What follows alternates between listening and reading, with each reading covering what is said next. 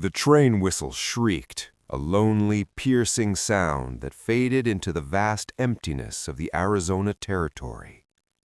Evelyn Sterling stood on the wooden platform of Red Rock Station, clutching her small valise, watching the iron beast chug away into the heat haze.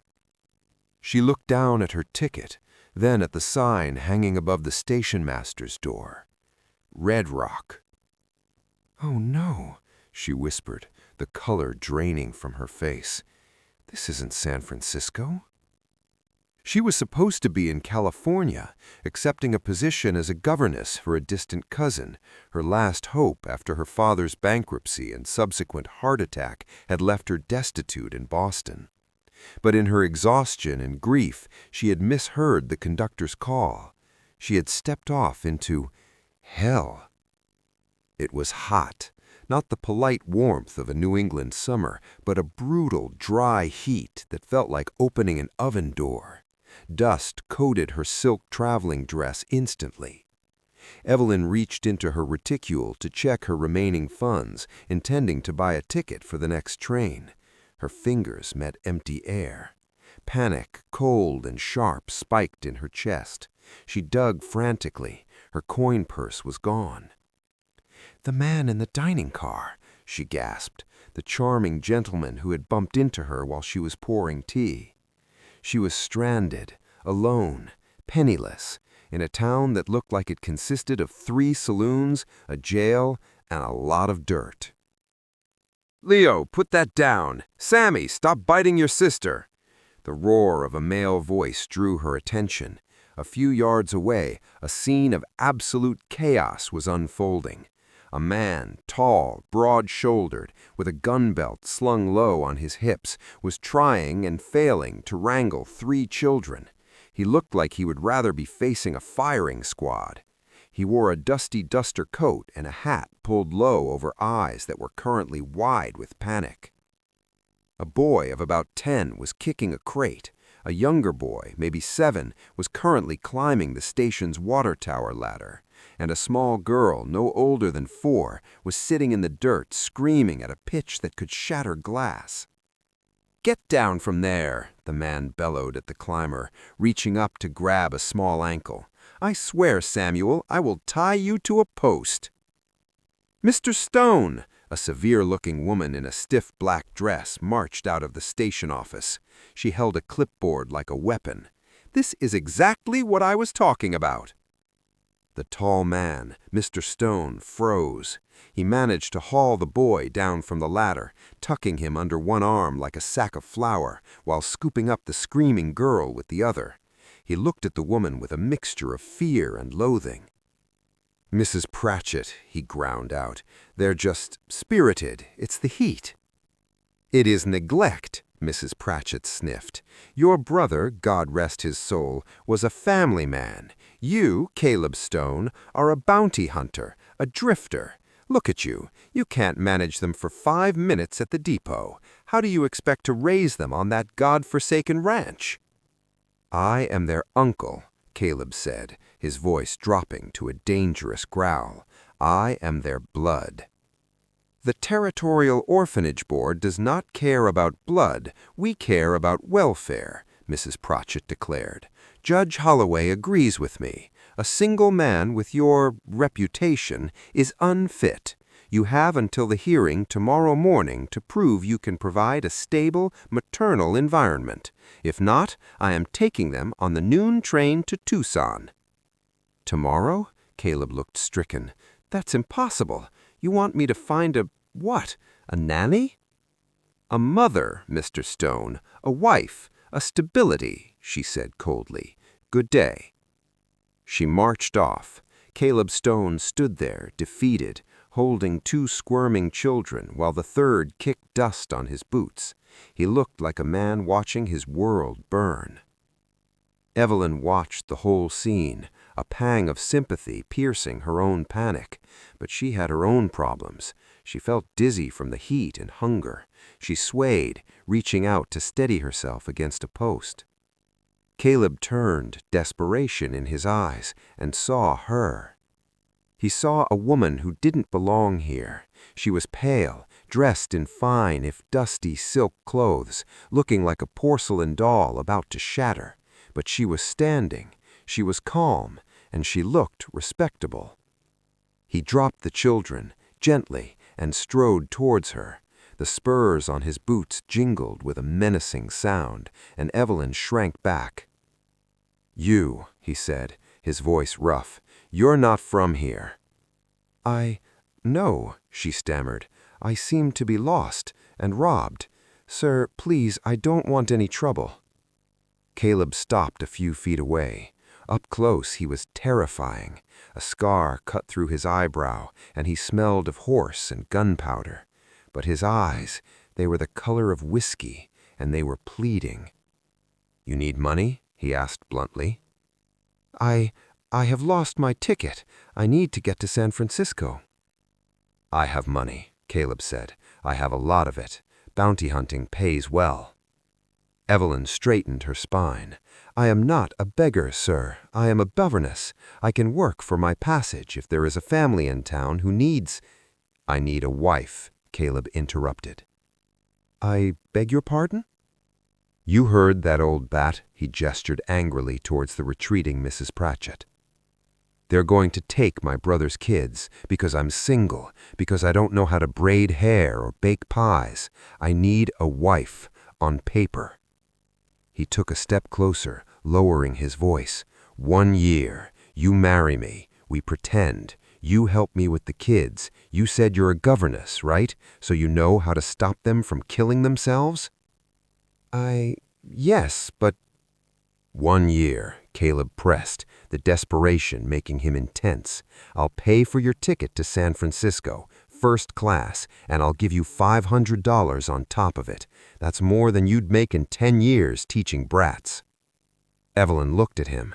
$500 was a fortune. It was enough to start a new life, enough to never depend on anyone again. She looked at the 3 children, who were now quietly watching her with wide, dirty faces. They looked terrified and lonely. "Is it legal?" she asked, her voice trembling. "We go to the justice of the peace right now. It's legal," Caleb promised. "I won't touch you. You have my word. I need them to stay with me. I promised my brother." Evelyn looked at the harsh, unforgiving landscape. She looked at her empty purse, and she looked at the man who was begging her to save his family. "Double," she heard herself say. Caleb blinked. "What?" "Double the wages," Evelyn said, her survival instinct taking over. $1,000 and a separate bedroom. Caleb Stone let out a breath he seemed to have been holding for days. He extended a large, calloused hand. "Deal. Now, what's your name, future Mrs. Stone?" The justice of the peace's office smelled of stale tobacco and ink, a scent that made Evelyn's empty stomach churn. She stood stiffly beside Caleb Stone, feeling less like a bride and more like a participant in a bank heist. "Do you, Caleb Stone, take this woman to be your lawfully wedded wife?" old Judge Miller mumbled, barely looking up from his ledger. He didn't seem surprised. In Red Rock, desperation was a more common matchmaker than love.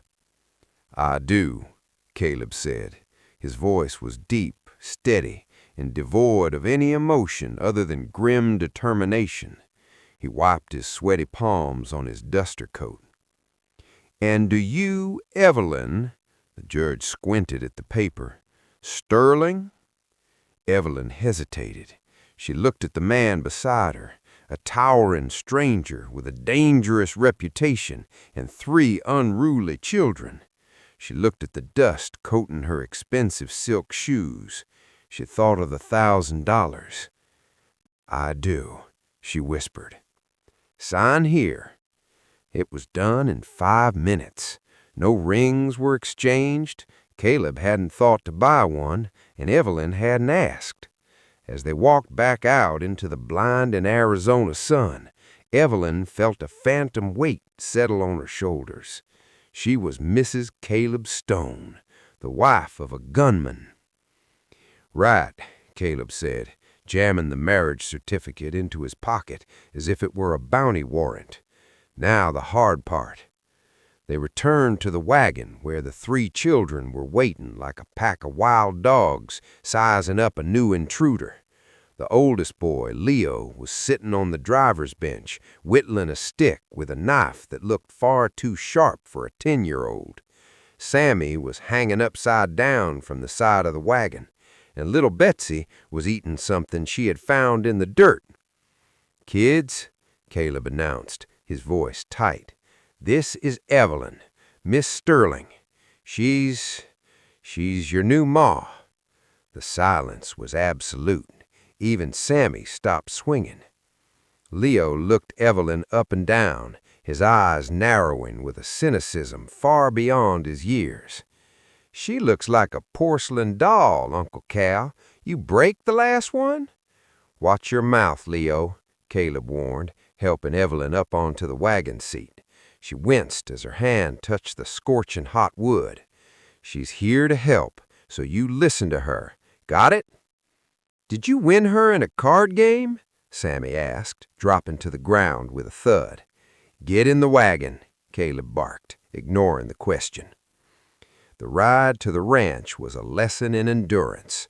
The road was nothing more than 2 ruts carved into the hard-packed earth, winding through a landscape of cacti and scrub brush that looked hostile to human life. The heat was oppressive, shimmering off the ground in waves. Evelyn sat rigidly, clutching her valise, trying not to touch Caleb, whose large frame took up most of the bench. He smelled of horse sweat, gun oil, and leather, a masculine, earthy scent that was overwhelming in the heat. "The ranch belonged to my brother, Thomas. He and his wife, Sarah, they died of the fever 2 months back, within a week of each other." Evelyn turned to him, seeing the raw pain behind his guarded expression. "I'm very sorry, Mr. Stone." "Caleb," she corrected, "if we're going to fool Pratchett tomorrow, you have to call me Caleb, and you have to look like you like me." "That might be the hardest part of the bargain," Evelyn murmured dryly. To her surprise, Caleb let out a short, rough bark of laughter. "You've got claws, city girl. Good. You'll need 'em." They crested a ridge, and the ranch came into view. Evelyn's heart sank. Stone Creek was a generous name for what lay below. It was a collection of weathered buildings clinging to the edge of a dry wash. The main house was a sprawling, single-story structure made of timber and adobe, looking as if it hadn't seen a coat of paint since the war. The barn leaned precariously to the left, and the corral fence was missing several rails. "It needs work," Caleb admitted, sensing her judgment. "I've been busy chasing outlaws while your niece and nephews live in a ruin," Evelyn thought, but she bit her tongue. When they pulled up to the front porch, the chaos continued. The children scrambled out before the wheels stopped rolling, sprinting toward the house, screaming like banshees. "Wait," Evelyn called, her governess instincts kicking in. "Don't run with—" They ignored her. Caleb jumped down and offered her a hand. Evelyn took it, bracing herself. She walked up the creaking steps and pushed open the front door. She stopped dead in the doorway. If the outside was run down, the inside was a disaster zone. The main room was dark, the curtains drawn tight. Clothes were strewn everywhere, tiny trousers mixed with heavy coats.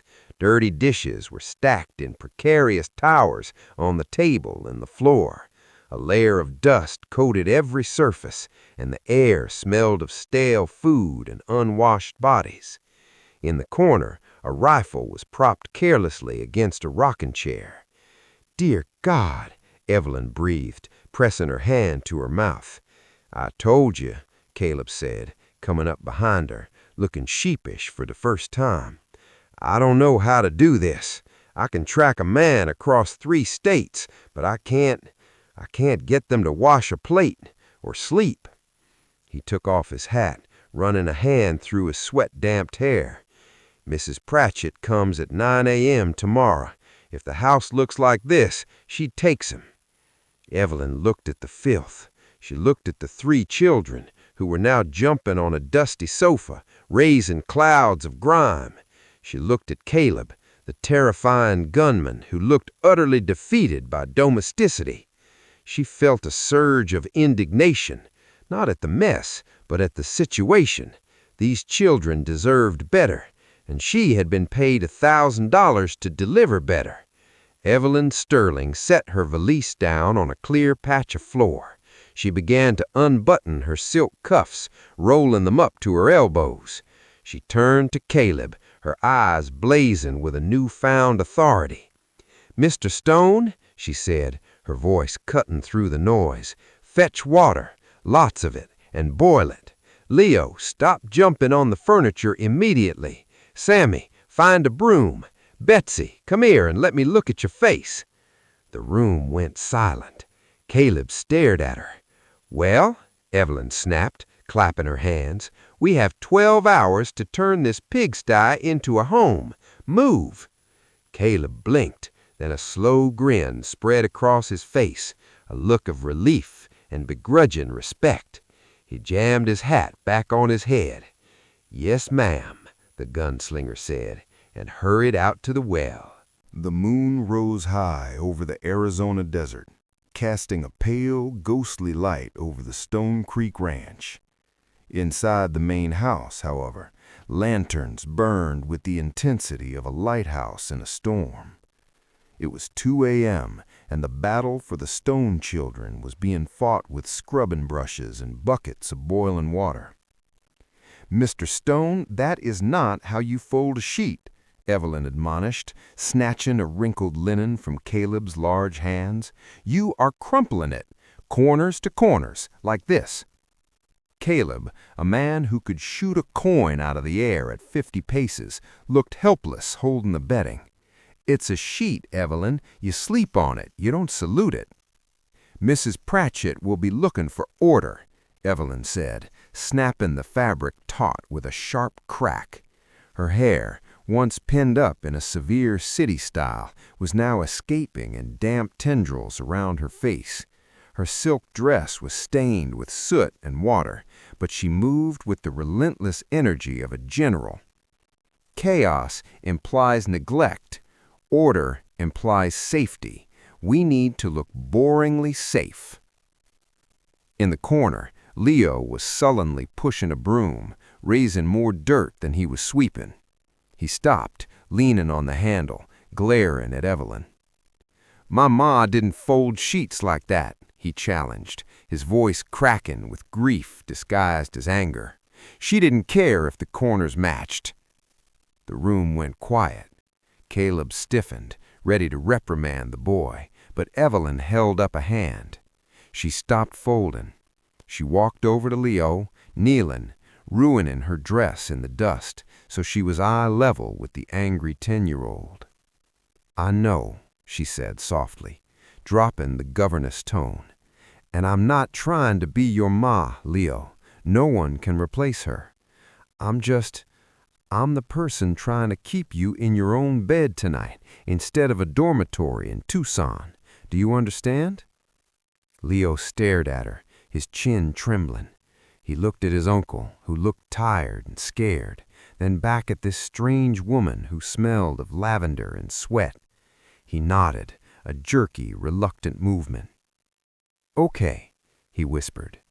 He went back to sweeping, this time actually moving the dirt toward the door. By 4 a.m., the transformation was miraculous. The floors were scrubbed, the dishes were washed and stacked, and the pile of dirty laundry had been hidden in the smokehouse. Evelyn collapsed into the large armchair by the cold fireplace.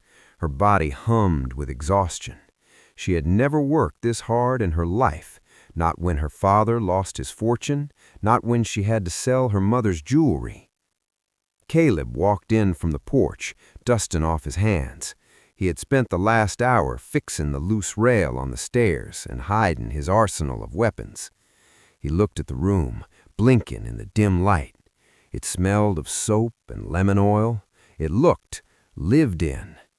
He looked at Evelyn. She was curled up in the chair, her eyes closed, her breathing deep and even. The morning light was just beginning to bleed through the curtains, catching the dust motes dancing in the air. She looked fragile again, but Caleb knew better now. There was steel under that silk. He felt a strange tightening in his chest. He walked over quietly, picking up the quilt she had folded earlier, and draped it over her. She stirred, murmuring something unintelligible, and tucked her cheek into the fabric. "Thank you," he whispered to the sleeping woman. He sat on the floor near her feet, his back against the wall, pistol within reach but out of sight, and closed his eyes for a moment. The moment lasted too long. Thud, thud, thud. The sound of a heavy fist on the door jolted them both awake. Sunlight was streaming harshly into the room. The clock on the mantel read 8:59 a.m. "She's early," hissed Caleb, scrambling to his feet. He looked wild, shirt unbuttoned, hair sticking up. "Evelyn, wake up!" Evelyn bolted upright, the quilt sliding off. "My hair," she gasped, touching the messy mass. "My dress!" "Open the door, Mr. Stone. I know you're in there." Mrs. Pratchett's voice cut through the wood like a saw. "Stall her," Evelyn commanded, sprinting toward the bedroom. "Give me 2 minutes, just 2 minutes." Caleb smoothed his hair, buttoned his shirt wrong, then rebuttoned it correctly with shaken fingers. He took a deep breath, composed his face into what he hoped was a welcoming expression, and opened the door. Mrs. Pratchett stood there, looking like a vulture that had spotted a carcass. Behind her stood Judge Holloway, looking weary. "Good morning, Mr. Pratchett, Judge," Caleb said, blocking the view inside. "You're prompt."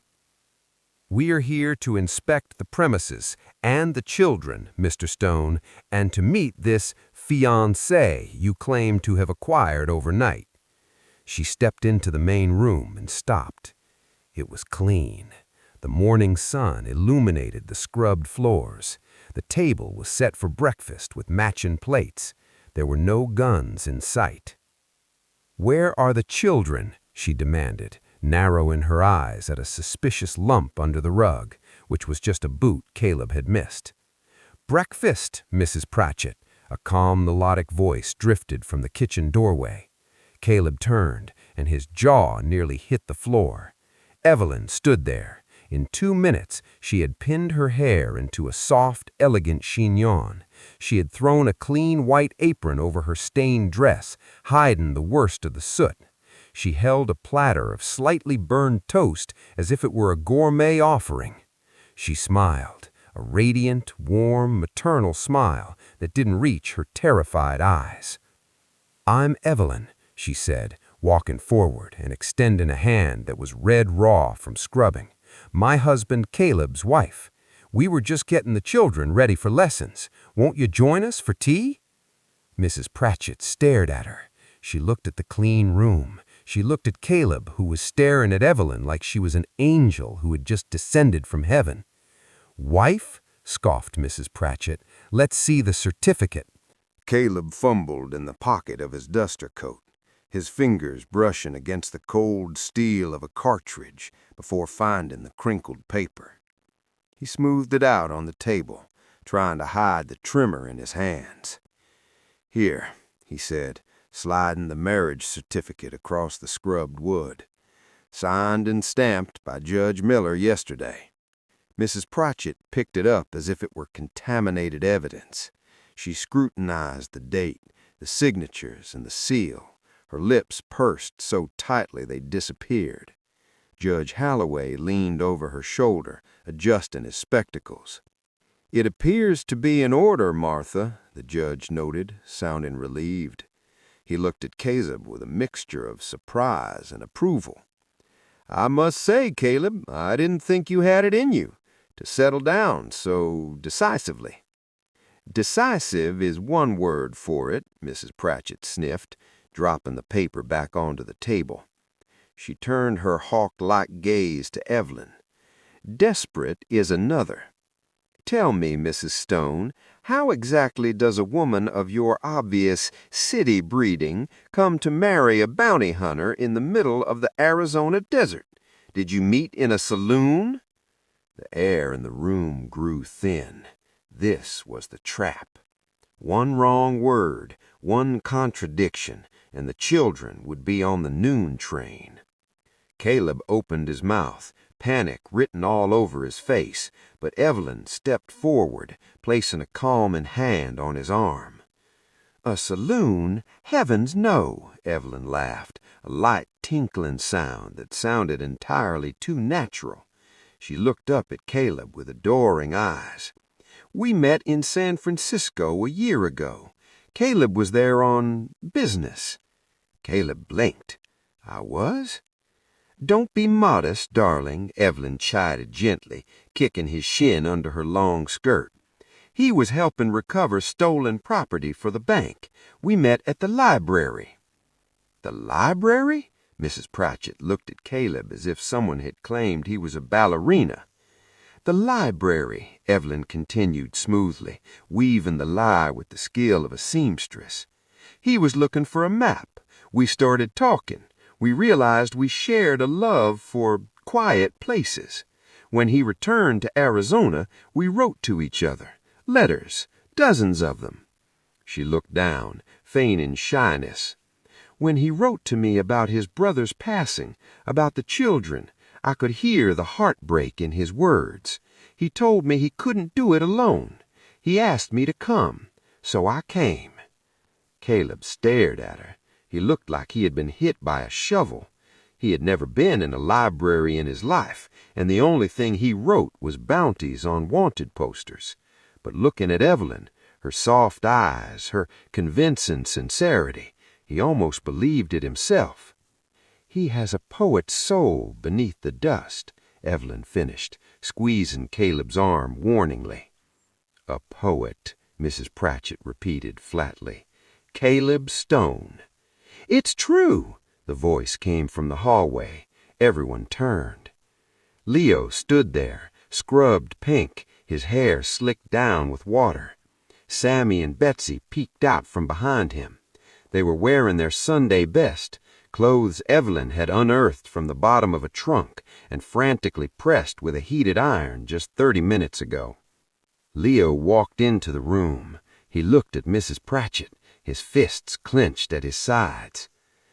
"Uncle Cal, he reads to us," Leo lied, his voice trembling only slightly.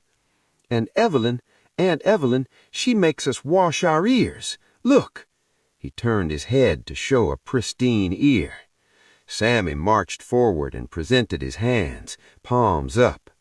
Betsy simply ran to Evelyn and buried her face in Evelyn's apron, mostly because she was shy, but to Mrs. Pratchett it looked like deep affection. "See," Evelyn said, resting her hand on Betsy's head. "We are a family, Mrs. Pratchett, a grieving one, yes, a new one, certainly, but a family." Mrs. Pratchett looked at the clean children. She looked at the organized house. She looked at the marriage license. Her shoulders slumped slightly. She had lost her ammunition. "Very well," she said, though she looked disappointed. "The board prefers family placement provided the environment is stable. However," she raised a finger, her eyes narrowing, "this marriage is new. The ink is barely dry. I am not convinced this isn't a temporary arrangement to circumvent the law. I will be granting a probationary period of 3 months. "Probation?" Caleb asked, his voice rough. "I will return," Mrs. Pratchett promised, "unannounced. If I find this house in squalor, or these children neglected, or if I sense that this marriage is a sham, I will remove them immediately. Do I make myself clear?" "Crystal," Caleb said. "Good day, Mr. and Mrs. Stone." Judge Holloway tipped his hat. "Good luck, Caleb. You've got a fine woman there. Don't mess it up." The door closed behind them. The sound of the carriage rolling away faded into the distance. For a long moment, nobody moved. The silence in the room was heavy with adrenaline. Then Caleb exhaled, a long, shuddering breath that seemed to deflate his entire massive frame. He slumped into a chair, putting his head in his hands. "A library," Caleb muttered into his palms. "You told her I was in a library?" "It sounded better than a brothel or a shootout," Evelyn said, leaning against the table, her legs suddenly feeling like jelly. "And you owe Leo $1. That was quick thinking." Leo shrugged, scuffing his clean shoe on the floor. "I didn't do it for you.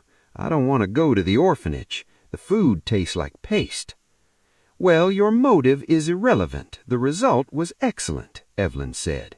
She looked around the room, at the clean floor, the fake husband, the 3 children looking at her with a mixture of suspicion and hope.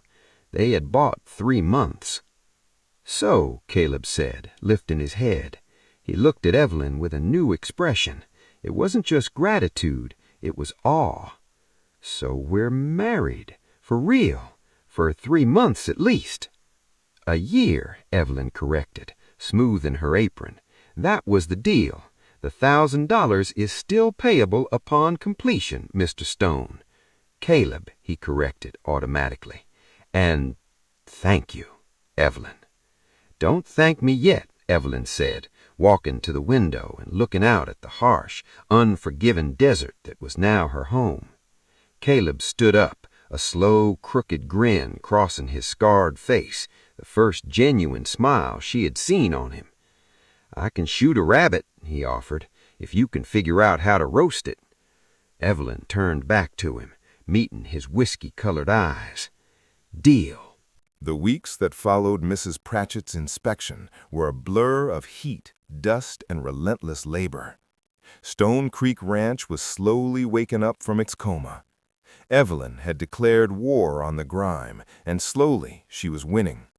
Curtains were washed, floors were scrubbed until the wood grain emerged from beneath the gray, and the children were, reluctantly, bathed every evening. But the ranch was still a wild thing, and Evelyn was learning that civilization came at a cost. Her silk dresses were ruined, packed away in a trunk in favor of simple calico shifts she had sewn herself from fabric bought at the general store. Her hands, once soft enough to play Chopin, were now calloused and stained with garden soil. One afternoon, Caleb found her behind the house, hacking at the dry earth with a hoe. She was trying to plant a vegetable garden, a patch of green in the sea of brown. He leaned against the fence post, watching her. She was sweating, her hair sticking to her neck, grunting with effort as she struck a rock. "The ground's too hard, Evelyn," he said. "Nothing grows here but sage and scorpions." Evelyn didn't look up. "Thwack! Things will grow if they are tended to, Caleb, even in hell." Caleb watched her for a moment longer, a strange tightness in his throat. She never complained. She missed the city. He saw it in the way she stared at the horizon sometimes, but she worked harder than any ranch hand he'd ever hired. He pushed off the fence and walked over. "Gimme that." He took the hoe from her blistering hands. With easy, powerful strokes, he broke the hard pan earth that she had been struggling with for an hour. "You need a rifle," he said, suddenly, not breaking his rhythm. Evelyn wiped her forehead with her apron. "I need a radish, Caleb, not a weapon." "You're out here alone when I'm checking the herd," Caleb said, stopping to look at her. His eyes were serious, the golden brown iris flecked with concern. "We got coyotes, we got snakes, and sometimes we got men who drift through looking for trouble. You need to know how to shoot." "I am a governess," Evelyn stated primly, though she was breathless. "My expertise is in French conjugation, not ballistics." "French won't stop a cougar." Caleb dropped the hoe. "Come on, lesson 1. He led her to the ridge behind the barn, setting up a row of empty tin cans on a fence rail. He handed her his Winchester lever-action rifle. It was heavy, the wood warm from the sun. "Shoulder it," he instructed. Evelyn lifted the gun. It felt alien, cold and lethal. She waddled under the weight. "You're leaning back," Caleb said. He stepped behind her. "Lean into it, like this." He placed his hands on her waist to adjust her stance, then moved one hand to her arm, guiding the barrel. His chest brushed against her back. Evelyn's breath hitched. He was so large, so solid. The smell of him, tobacco, leather, and honest sweat, enveloped her. "Breathe out." His voice was a low rumble right next to her ear. "Squeeze the trigger, don't pull it." Evelyn tried to focus on the tin can, but her heart was hammering against her ribs, and she was fairly certain it wasn't just fear of the recoil. She took a breath, exhaled, and squeezed. Crack! The rifle kicked hard against her shoulder. Dust exploded 10 feet to the left of the cans. "You closed your eyes," Caleb noted, sounding amused. "It was loud," Evelyn defended, rubbing her shoulder. "Try again. Eyes open. Look at the target, not the gun." They spent an hour on the ridge. By the end of it, Evelyn's shoulder was bruised. Her ears were ringing, but she had managed to send a tin can flying into the air with a satisfying ping. "Not bad," Caleb nodded, taking the rifle back. "For a city girl." Evelyn smiled, a genuine, flushed smile of accomplishment. "Does this mean I get a raise?" Caleb looked at her, the sunlight catching the stray hairs escaping her bun. The look on his face was intense, bordering on something dangerous. "We'll see." They walked back to the house in a comfortable silence. It felt domestic. It felt real. But the peace shattered the moment they stepped onto the porch. Leo was standing in the doorway, his face pale. "It's Betsy," he said, his voice trembling. "She won't wake up from her nap, and she's burning up." Evelyn dropped the garden gloves and ran inside. Betsy was lying on the small cot in the children's room. Her face was flushed a terrifying crimson, her breathing ragged and wet, sounding like a saw cutting through wood. Evelyn kneeled beside her, placing a hand on the child's forehead. The heat was shocking. "Betsy," she whispered, "sweetheart?" The little girl whimpered, her eyes fluttering open. They were glassy and unfocused. "My throat hurts," she rasped. "Mama, throat hurts." Evelyn gently tilted the girl's head back to look into her throat. What she saw made her blood turn to ice. The back of Betsy's throat was swollen, coated with a thick gray membrane. Evelyn stood up slowly, backing away. She turned to Caleb, who was standing in the doorway with Leo and Sammy. "Get the boys out," she ordered, her voice shaking. "Now! Caleb, take them to the barn. Do not let them come in here." "What is it?" Caleb asked, stepping forward, fear spiking in his eyes. "It's diphtheria," Evelyn whispered, the word hanging in the air like a death sentence. Caleb's face went gray. He knew what that meant. In the West, diphtheria was a reaper. It strangled children in their sleep. "We need antitoxin," Evelyn said, her mind racing through the medical books she had read. "And we need a doctor to administer it.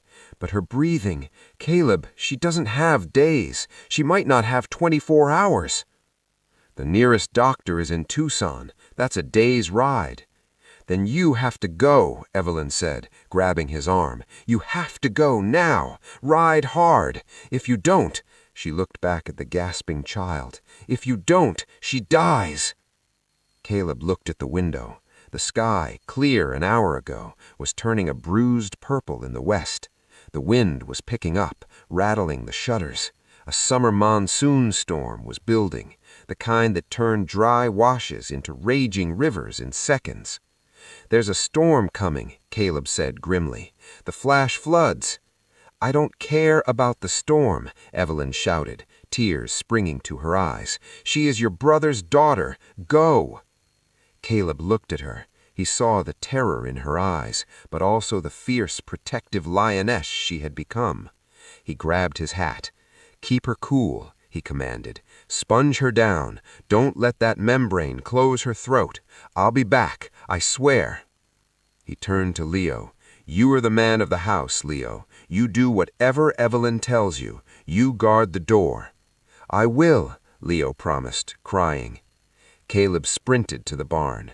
Moments later, Evelyn heard the thunder of hooves fading into the distance, racing against the darkening sky. She turned back to the little girl, fighting for air. She was alone. The boys were in the barn. The man she had started to trust was riding into a tempest, and death was sitting in the corner of the room, waiting. Evelyn rolled up her sleeves. "Not today," she whispered fiercely. "Not on my watch." The storm broke over Stone Creek with the violence of a hammer strike. Thunder shook the very foundations of the ranch house, rattling the window panes in their frames. Rain lashed against the roof, sounding less like water and more like 1,000 stones being thrown at once. Inside the sick room, the world had shrunk to the circle of light cast by the kerosene lamp. Evelyn was drenched in sweat. She had torn her apron into strips to make cool compresses, dipping them into a basin of water she had frantically pumped before the storm hit. She sat by the cot, her hand gripping Betsy's small, burning wrist. "Mama," Betsy wheezed, her eyes rolling back in her head. Every breath was a battle, a high-pitched, terrifying rasp that tore at Evelyn's heart. "I'm here," Evelyn soothed, though her voice shook. "I'm right here, darling. Just breathe. Keep breathing." She had turned the room into a steam bath. A kettle was boiling constantly on a brazier she had dragged in from the kitchen, filling the air with thick, moist heat in hopes of loosening the gray, leather-like membrane that was slowly closing the child's throat. Outside, on the porch, a heavy thud made her jump. "Evelyn!" It was Leo's voice, muffled by the storm. "I brought more wood. It's by the door." "Stay out!" Evelyn shouted back, her voice cracking. "Go back to the barn, Leo. Cover your mouth." Is she okay?" The boy's voice was small, terrified. "She's fighting, Leo. Pray for her, and pray for your uncle." Evelyn fed the fire, her hands trembling. She looked at the clock. It had been 6 hours. Caleb should be halfway back by now if the road was clear. But the roar of the rain told a different story. The dry washes would be raging rivers. The trails would be mud slicks. "He's not coming," a dark voice whispered in her mind. "The storm has taken him. You are going to watch this child die alone." "No," Evelyn hissed. She grabbed the medical book she had found in Thomas's old trunk, a dusty volume from 1870. She read the entry for diphtheria again, though she had memorized it.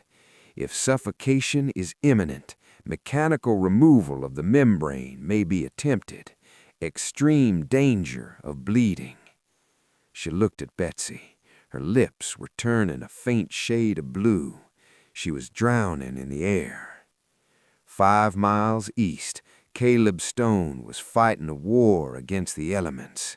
His horse, a sturdy roan named Buster, was chest-deep in churning brown water. The Coyote Wash, usually a trickle of sand, was now a violent torrent 50 feet wide, carrying uprooted mesquite bushes and deadwood. "Come on, boy!" Caleb screamed over the thunder of the towering storm.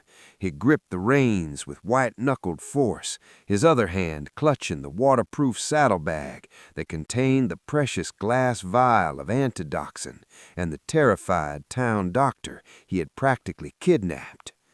Dr. Aris, a young man fresh from the east, was clinging to the back of Caleb's saddle, screaming, "We can't make it! The current is too strong!"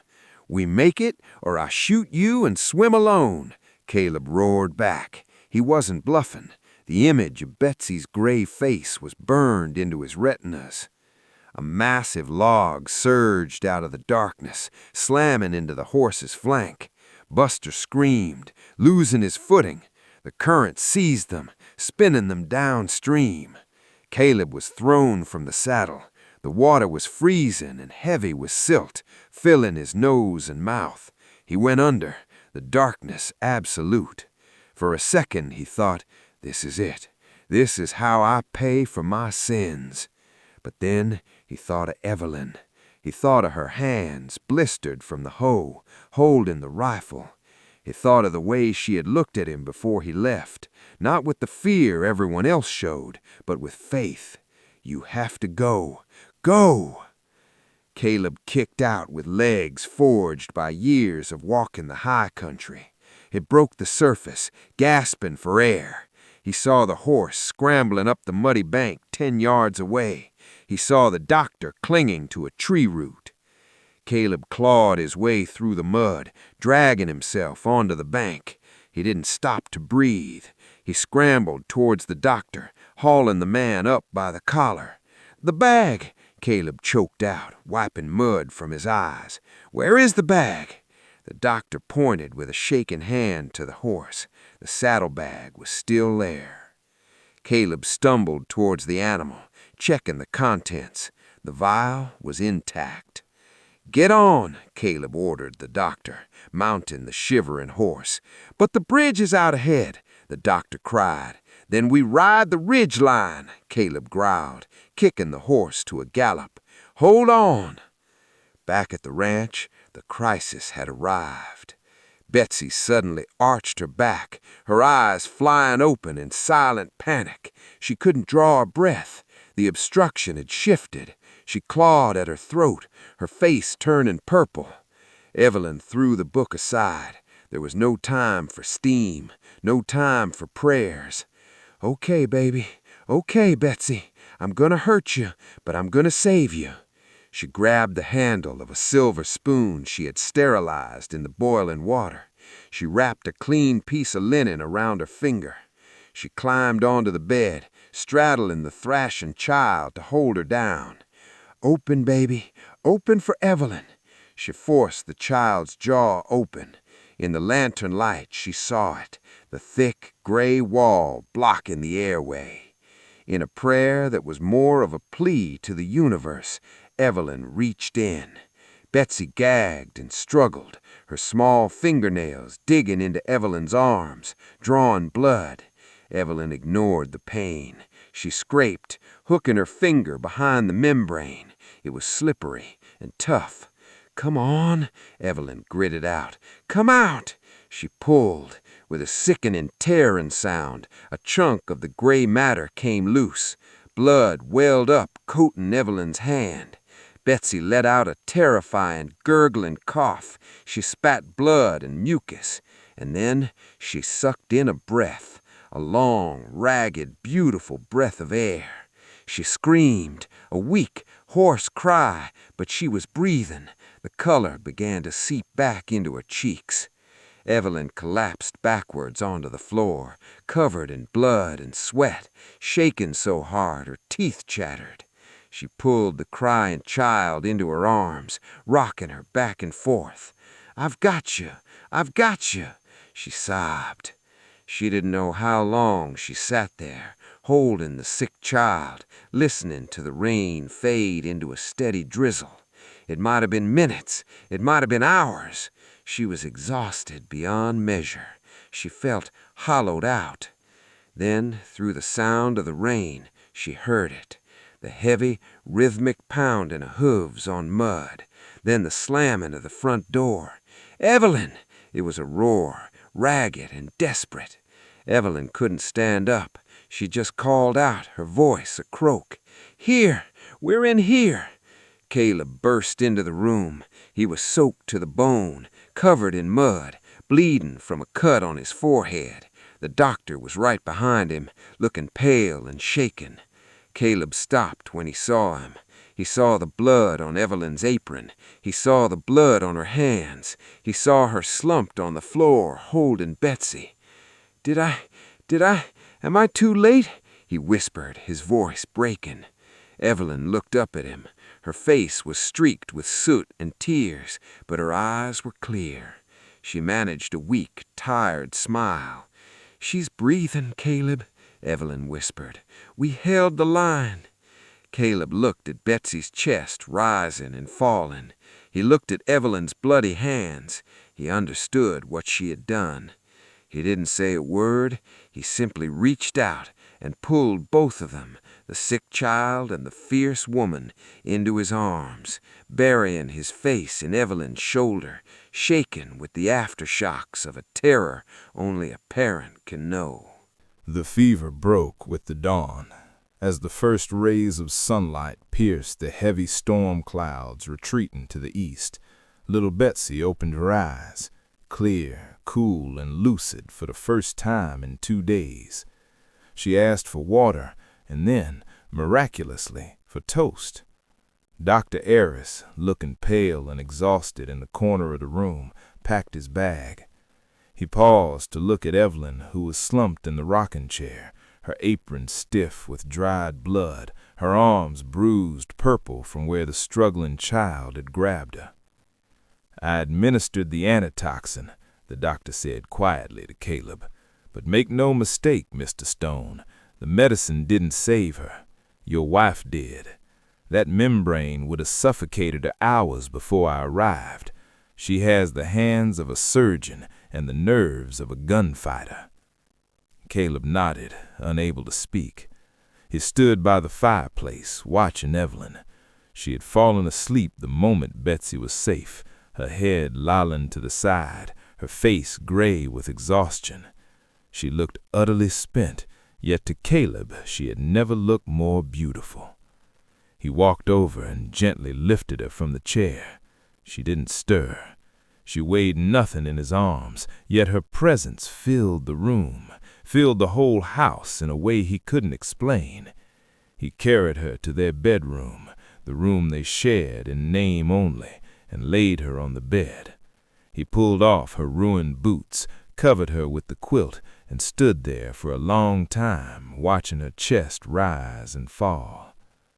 "I promised I wouldn't touch you," he whispered to the sleeping woman. "But God help me, I don't know how to let go." 3 months passed.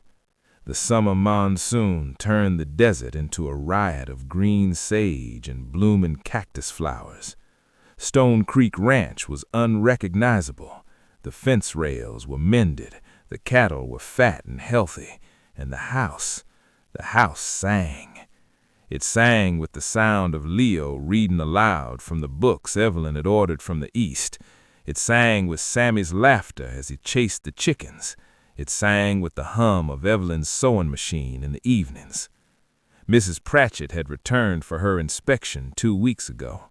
She had walked through the house, inspected the pantry, filled with jars of preserves Evelyn had made, examined the children's clean clothes and completed schoolwork.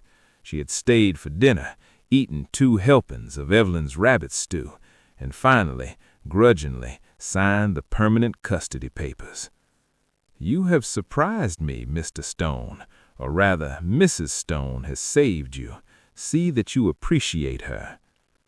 Now Caleb stood on the porch, holding 2 things in his hands. In his left hand was the signed custody order. In his right hand was a thick envelope.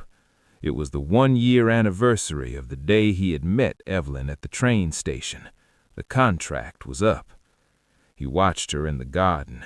She was wearing a wide-brimmed straw hat, pointing out a lizard to Betsy. She laughed, the sound carrying on the breeze. She looked happy. She looked like she belonged here. But Caleb knew better. He remembered the silk dress she had worn that first day. He remembered her talk of San Francisco, of concerts and libraries. She was a governess, a lady. He was a bounty hunter trying to play rancher. He had trapped her here with money and guilt. She stayed for the kids, he told himself, the old insecurity clawing at his gut. She stayed because of the deal, and Caleb Stone was a man who honored his deals. He walked down the steps and into the garden. Evelyn turned as he approached, wiping dirt from her hands. Her smile was bright and easy. "Look, Caleb," she pointed to a row of green shoots. "The radishes finally came up. I told you things could grow here." "Evelyn," he said, his voice sounding flat and strange to his own ears, "we need to talk." Her smile faltered slightly at his tone. "Is something wrong? Is it the herd?" "No, the herd is fine. The kids are safe." He held up the paper in his left hand. "Mrs. Pratchett sent the final seal. The guardianship is permanent. They can't take 'em away now." "That's wonderful," Evelyn beamed, reaching for the paper. "Oh, Caleb, we did it." "We did," he agreed. He didn't let go of the paper. He took a deep breath, steeling himself for the hardest thing he had ever had to do. "Which means the job is done." He held out the envelope in his right hand. "Here." Evelyn looked at the envelope, confused. "What is this?" $1,200, the $1,000 we agreed on, plus interest, and a ticket to San Francisco, first class, leaving tomorrow. Evelyn stared at the envelope as if it were a rattlesnake. The color drained from her face. I don't understand." "The year's up, Evelyn," Caleb said, forcing himself to look her in the eye, forcing his face to remain a mask of indifference. "You fulfilled the bargain. You saved the kids. You fixed the house. You earned every penny." "You want me to leave?" she whispered.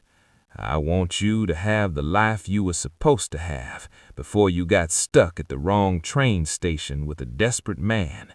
You don't belong here, Evelyn. You belong in a city with pianos and libraries and soft things, not dust and sickness." He shoved the envelope in her frozen hand. "Pack your things," he said roughly, turning away because he couldn't bear to see the look in her eyes. "I'll have to check the fence line." He walked away fast, his spurs jingling with a hollow, lonely sound. He didn't stop. If he stopped, he would fall to his knees and beg her to stay, and he loved her too much to make her a prisoner of his selfish want. Evelyn stood alone in the garden, the heavy envelope in her hand, the radishes she had fought so hard to grow lying at her feet. She looked at his retreating back, and for the first time since the diphtheria scare, she felt like she couldn't breathe. He was firing her, after everything, after the long nights, the laughter, the fear, the shared silence. To him, it had always just been a business transaction. She looked at the envelope. Tears of anger and heartbreak welled in her eyes. "Fine," she whispered to the empty desert. "Fine, if that's all I am to you, Caleb Stone." The morning of Evelyn's departure dawned silent and suffocating.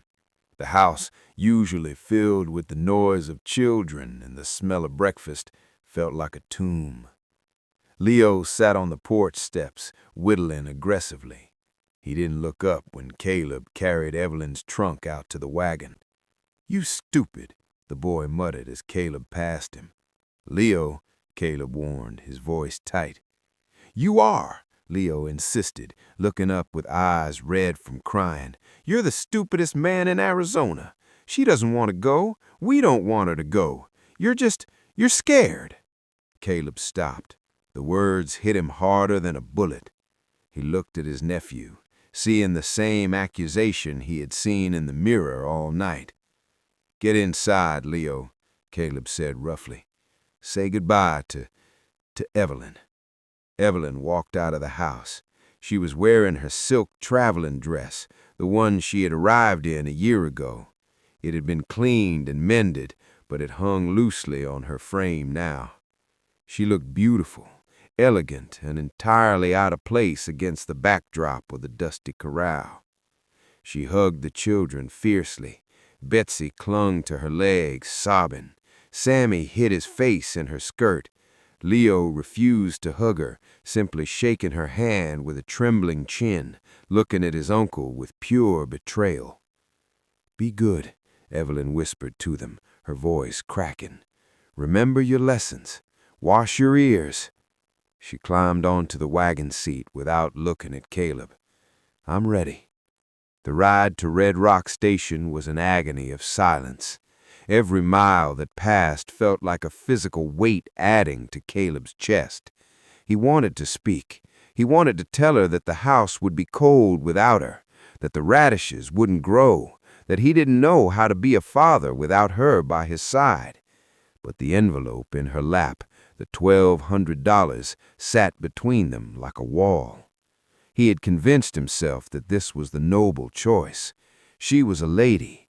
He was a rough-edged gunman. She deserved opera houses, not snake bites. They arrived at the station. The noon train to San Francisco was already spewing black smoke, the conductor checking his watch. Caleb unloaded her trunk. He handed it to the porter, then turned to face her. The platform was exactly as it had been a year ago. The same heat, the same dust, but everything had changed. Well, Caleb said, taking off his hat. He twisted the brim in his hands. Take care of yourself, Evelyn. Evelyn looked at him. Her eyes were dry now, burning with a cold fire. She looked at the train, then back at him. You are a coward, Caleb Stone, she said clearly. Caleb flinched. Evelyn, No, you listen. She stepped closer, ignoring the curious stares of the passengers. You think you're being noble. You think you're setting the bird free, but you didn't ask the bird if she wanted to fly. She reached into her reticule and pulled out the thick envelope. $1,200, the price of a year of my life, the price of saving your family. It's yours, Caleb said. You earned it. I did earn it. But you know what I realized last night, Caleb? You can't pay for what I gave you. You can't buy the way I held Betsy when she was dying. You can't buy the way I taught Leo to trust again. And you certainly can't buy the way I feel about you. She threw the envelope at his chest. It hit him and fell to the dusty platform. I don't want your money, she said, her voice shaken with fury and heartbreak. I wanted a home. I wanted us. But if you were too blind to see that, then you're right. I don't belong here. She turned and marched toward the train stairs. The conductor shouted, All aboard! Caleb stood frozen. He looked at the envelope in the dirt. He looked at the woman walking away from him, the woman who shot a rifle, dug a garden, and saved his niece's life with her bare hands. You're stupid, Leo's voice echoed in his head. You're scared. Fear, that's what it was. He wasn't protecting her from the harsh life of the ranch.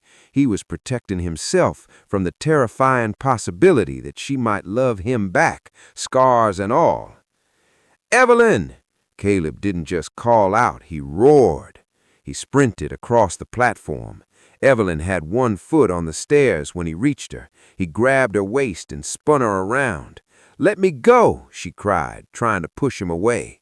No, Caleb breathed, his eyes wild. No, I won't let you go. To hell with the contract. To hell with San Francisco.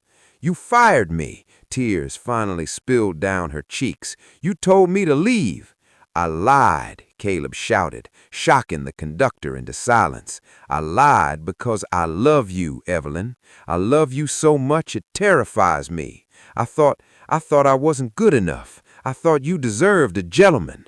He gripped her arms, pulling her close, oblivious to the audience. But I'm selfish. I don't want you to have a gentleman. I want you to have me. I want you to argue with me about folding sheets. I want you to plant radishes in the dust. I want you to be the mother of them kids and the wife of this foolish, stubborn Nan.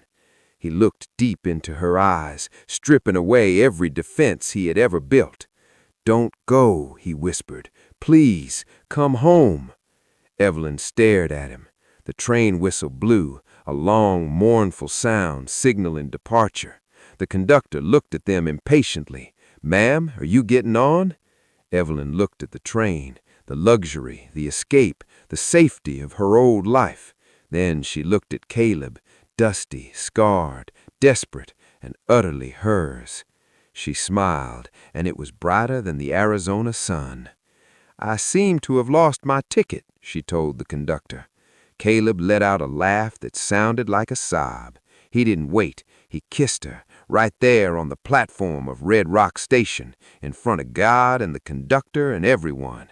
It wasn't a chaste kiss. It was a promise, a claiming, a seal on a new contract that had no expiration date.